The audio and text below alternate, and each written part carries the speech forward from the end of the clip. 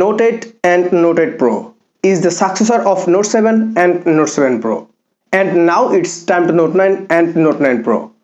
পুরো ভিডিওটি জুড়ে থাকছি আমি মিয়াদ, কথা বলবো Note 9 Pro এর camera, display, processor and others. তার আগে বল দিচ্ছি, আপনি যদি আমাদের চ্যানেল নতুন হয়ে থাকেন তাহলে please hit the subscribe button, press the bell icon and become a member of our MTV family. So without wasting any time, let's get start. প্রথমত কথা বলবো ফোনটির ডিসপ্লে নিয়ে। লিক্স অনুযায়ী দেখা গেছে যে ফোনটিতে ব্যবহার করা হবে 6.67 ইঞ্চি এলসিডি প্যানেল।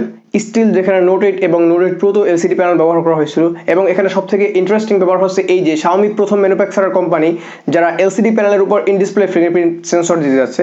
সো দেখা যাক এটা কতটা কার্যকরী হয় এবং Xiaomi এটা কত ভালোভাবে করতে পারে। ডিজাইন নিয়ে বলতে গেলে ফোনটির সামনে থাকছে পাঞ্চুল ডিসপ্লে এবং পিছনে থাকছে কোয়াড-কোর ক্যামেরা সেটআপ। এন্ড সবথেকে ইন্টারেস্টিং ব্যাপার হচ্ছে এই যে যেখানে Xiaomi Note 7 Pro তে ব্যবহার করেছিল 48 megapixel main sensor, and Note 8 Pro তে ব্যবহার করেছিল তারা 64 মেগাপিক্সেল মেইন ক্যামেরা সেন্সর, এবং তারা Note 9 Pro তে আবার ব্যবহার করছে 48 মেগাপিক্সেল মেইন ক্যামেরা সেন্সর, অর্থাৎ তারা Note 9 এ আবার 48 মেগাপিক্সেল সেন্সরে ব্যাক করছে। এন্ড এর সবথেকে মূল কারণ হলো এটা যে তারা এটাতে প্রসেসর হিসেবে ইউজ করতেছে Qualcomm Snapdragon 720, এন্ড মোটামুটি গুগল ঘেটে যেটা আবিষ্কার করতে পারলাম যে Qualcomm Snapdragon 720 up to 48 megapixel পর্যন্ত ক্যামেরা সাপোর্ট করে, অর্থাৎ 64 মেগাপিক্সেল অথবা 108 মেগাপিক্সেল যে বড় বড় ক্যামেরা সেন্সরগুলো আমরা দেখছি সেগুলো সাপোর্ট করে না।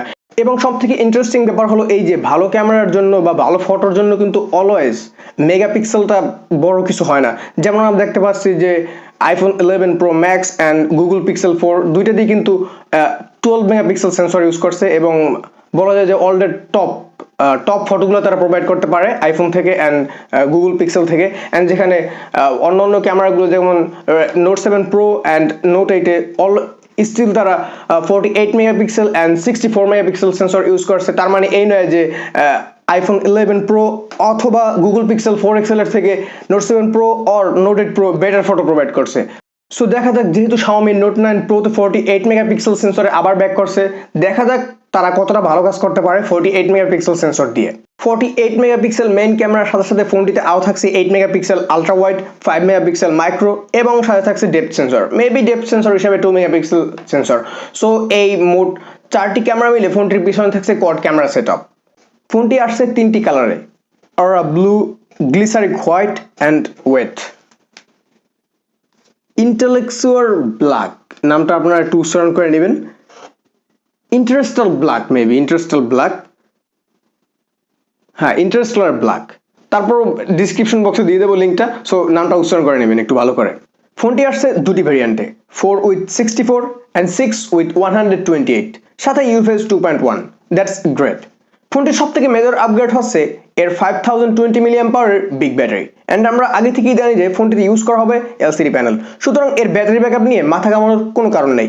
এবং আমরা মোটামুটি আগে থেকেই জানি যে Xiaomi Redmi Note লাইনআপের ব্যাটারি ব্যাকআপে খুব ভালো একটা রেজাল্ট আছে, যেখানে Note 7 Pro, Note 8 Pro এবং Note 8 এ ব্যাটারি ব্যাকআপ নিয়ে খুব ভালো একটা রেজাল্ট আসছে, এবং মোটামুটি অনুমান করাই যায় ব্যাটারি ব্যাকআপে আমরা আরেকটু বাড়তি কিছু পেতে যাচ্ছি Xiaomi Redmi Note 9 এবং Note 9 Pro থেকে। আরও থাকছে ডিসপ্লে প্রোটেকশন হিসেবে Corning Gorilla Glass 5, চার্জিং এর জন্য থাকছে 18 ওয়াট চার্জার, দ্যাটস ডিসেন্ট।